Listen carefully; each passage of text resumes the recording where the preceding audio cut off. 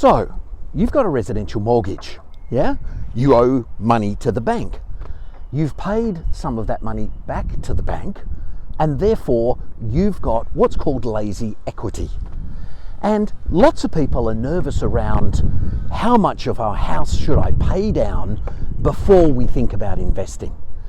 And in actual fact, that traditional model of earn your income, pay your tax, yeah, after tax, pay your residential mortgage, and just keep slogging away at it.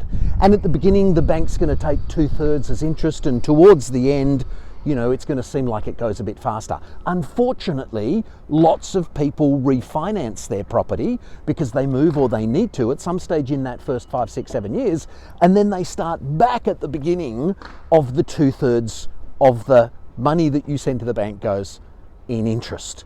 So let's go back to that question. Is it too soon to invest in an investment property? Well, don't wait till it's too late, because in actual fact, what an investment property does for you is this.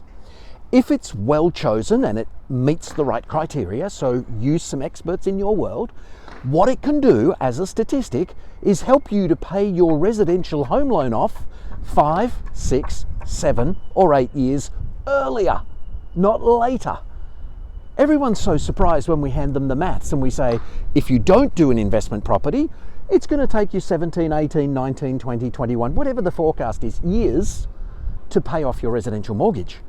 In actual fact, if you do, for example, a positive living, positive cash flow property, then in actual fact, you can potentially cut 5, 6, 7, 8 years off. How? Why? Well, the tenants and the taxman are going to pay for that property for you.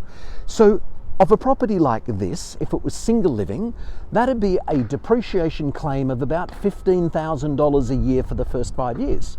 So you're saving on some tax. You've also got the rent money coming in, which adds to your income. So you've increased your income and you've got some nice depreciation deductions happening. And if you can put that positive cash flow into an offset account against your residential mortgage, and you own something like this, and if you've picked the right area, a property like this, you know what happens to the property market. You bought your house. Your house has gone up in value to an extent. Well, this property behind me, from the moment these people said yes, the land is now more expensive and the house is more expensive. So even before it's finished, they're making capital growth. Now, at some point in time in the future, they may choose to sell this or they keep it for the positive cash flow. But either way, by using some lazy equity as a deposit, a tax-deductible interest payment, to do an investment property, you are likely to be able to pay off your residential mortgage faster. So that's why it's often better to start earlier than later in your residential loan. Yeah? Happy to give you all the information and provide you with a check sheet so that you can weigh it all up for yourselves.